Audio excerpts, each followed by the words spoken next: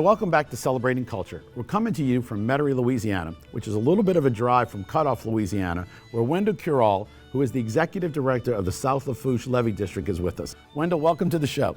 Pleasure to be here. Thank you for making the drive up to Metairie. It's always good to come to Metairie, and we're here in Andreas, and this is really a nice place, has some really great meals here. What you do down there actually kind of saves New Orleans and Metairie, because controlling the flood district down there saves us. Well, the more stuff you have between the Gulf of Mexico and where you live, it's going to help reduce some storm surge. So there's always a benefit. Anything, when you look south and you got something in the way, that's helpful to you. We just had Hurricane Ida. As I understand, the walls held up and there were no fatalities, and that's a lot of your work. The levees, the walls, the levee system down there that we are in charge of, it's a federal project. We're the local sponsors and been doing some great improvements over the past few years, and we needed every improvement we had. Bottom line though, this powerful storm hit, no fatalities, no lives lost, terrible wind damage, but we kept the flood waters out. Your levees worked, you saved everybody. Compare this, because you were the Centennial Chairman for the Caminadaville Hurricane of 1893. That drives a lot of my work. You know, I understand, because of our history and our culture,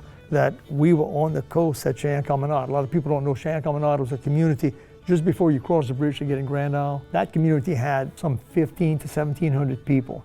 Grand Isle at that time had 4 plantations, so there wasn't that many people. And those were usually young couples with big families that were there, because nature throws food at you down there. It was growing and supplying a lot of the seafood for New Orleans, and that population grew to 1,700 people. 1893, October 1st, they saw the tides being a little bit higher than normal, and by 12 o'clock that night, people were dying, and then the waves and the wind changed to the north, and they blew more people out there. Again, half the population died. When we did the centennial, we went to the church and we had family members go back and name the families and talk about how many survived and how many didn't survive. And there were some families that we had to count out, and no survivors. I was very fortunate. My grandfather was born February 1893, survived the storm. It was basically luck and how much muscle power. How long could you hang on to a branch of a tree or hang on to a roof that was floating? And it was just a terrible disaster. And that community was a mixture. There were French, Italians. Who was down there? All the ethnic groups that came to New Orleans pretty much were represented at Cheniere. You had the Islanos, you had Sicilians, you had French directly from France, you had Acadian French, you had Native Americans. There's a cemetery there. Yeah, the cemetery is there. It had been there, and then after the storm, you had to take care of these dead bodies. And a lot of people left Cheniere. And they went up to Leeville. Leeville is started by a gentleman that's French. I think his wife is Italian. Yep, and Pierre Lee was my great-great-grandfather.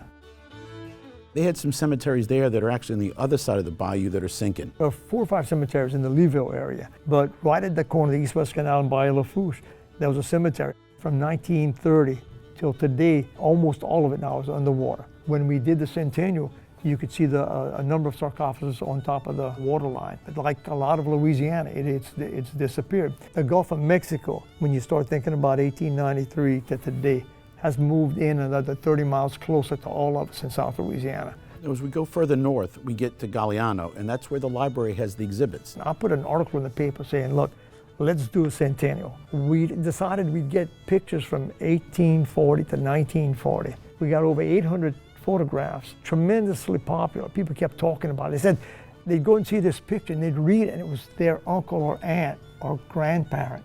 And I'd never seen that picture before. You can read about the culture by just seeing the people's names. You can see the culture by the boats they're in, the land, the way it looked. And we've met some of those people whose ancestors survived that storm. I'm with Ann Sanamo, whose family survived the great hurricane of 1893. Ann, welcome to the show. Thank you, I'm glad to be here. You're from La Rose. Your family's been here for a while in Louisiana. Correct. And I understand your grandfather was born 2 months after. 2 months after, yes. My great-grandmother was pregnant during the storm of 1893 and rode the storm out 7 months pregnant for him. Now, what was his name? Juan and Selmy. Okay, so Juan would tell a lot of stories. Can you share some of those? Oh my gosh, yes. So at the age I was, my grandfather was probably in his late 70s as I was growing up. And his stories about the storm, it was like he would have been there. And he wasn't. He was still in womb. He hadn't been born yet.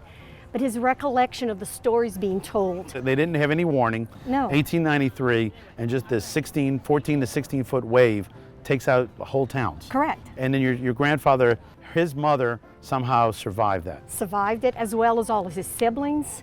None of the family was lost in that storm. You hear the stories, but the one that really sticks in my mind so clearly is the story of a family was trying to escape the rising waters in their home.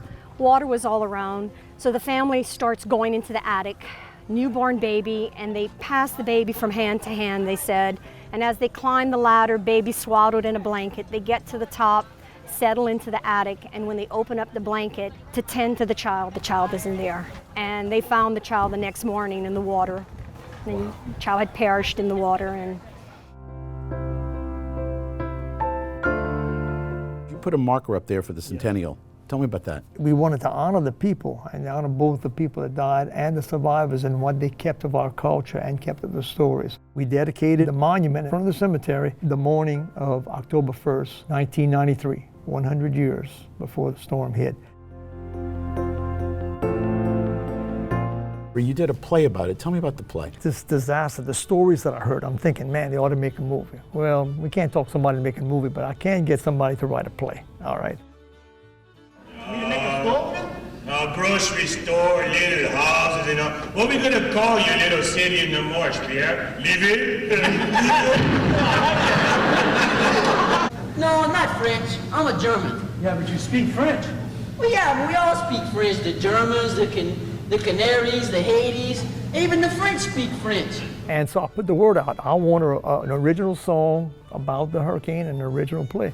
The Friday night was October 1st. I was introducing the play. It was 7 o'clock, and that's at the exact moment 100 years prior they started seeing the tides were higher than they were supposed to. By the end of the play that night, 100 years prior to the second, people's lives were starting to be lost at Chenière Caminada.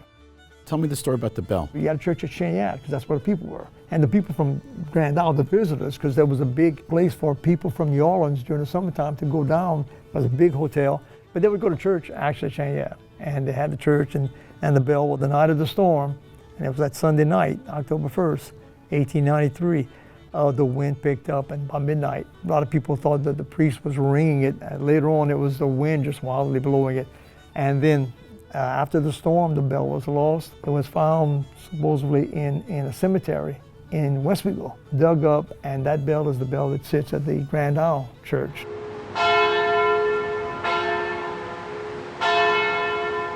Our lieutenant governor who's in charge of tourism is Billy Nungesser. He used to be the president of Plaquemines Parish. We're here at the Cabildo with Lieutenant Governor Billy Nungesser. You were parish president of Plaquemines Parish, and that was where the hurricane of 1893 hit, Eurus. Yes. There's a story there with Rotary Club. Absolutely. The founder of Rotary was there, rode out the hurricane, and began helping people after the hurricane. And after he went back to Chicago with 3 or 4 buddies, came up with the concept, the idea of an organization that put service before self and helping your neighbors and helping others. Had he not rode out that hurricane, we might not have Rotary doing great things all over the world today.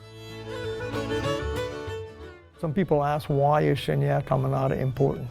It's the greatest loss of life. It talks about how nature throws great things to you, but also nature has the other side that can throw its wrath at you. And people who live by the water and live on a delta like we have here in Louisiana, there's great opportunity and great risk. And Chenière Caminada talks about exactly that. That area, you have obviously a large percent of the nation's seafood comes from there, plus the oil that comes out of Port Fourchon is a very large percent of our oil. Well, we have the only superport. It's off of the coast there. The motto in Lafourche Parish is feeding and fueling the nation. Is there a website if somebody wants to know more? SLLD.org, acronym for South Lafourche Levee District.org. Windell, I want to thank you for being on the show. A real pleasure. And I really want to thank you, and so many people did, for what you've done with the Levee District of South Lafourche. I really want to recommend that it's worth the drive to Grand Isle. Many people go down there anyway for fishing. And the Galliano Library has a great display. The towns along the way just make it very worthwhile to go down the bayou and really experience Louisiana culture. This is that unique heritage that we talk about, that Cajun heritage. We have the fishing and tarpon rodeo. So getting down to Grand Isle, going through the towns that have been impacted through hurricanes, but also experiencing the culture is just a wonderful way to see Louisiana. Stay tuned. We'll be right back with more of Celebrating Culture. And talking to a lot of the researchers like Don Davis and some other people who have researched the people coming to Chenière and Barataria Terrebonne estuary system, what they found is that you had Acadians came down, settled basically in the northern Fort St. James area, and a few of those came down to Cheniere. You also find out that you had French directly from France. We had some Islandos, Spanish people from the Canary Islands. You had some Germans, you had some Americans, you had some Englishmen. We had the Croatians who were involved with the oyster industry working around Chenière Caminada and Grand Isle area. So I think what you find is that you have a lot of people that just like being independent. Another reason for going to Cheniere, and one of the stories was that people who wanted to get away from the everyday life of the normal cultures in the area, you could kind of go to Cheniere and live the life the way you wanted to, and even some people getting away from society, and other people just getting away from the law is another reason that some people went to Cheniere, because it was an isolated community.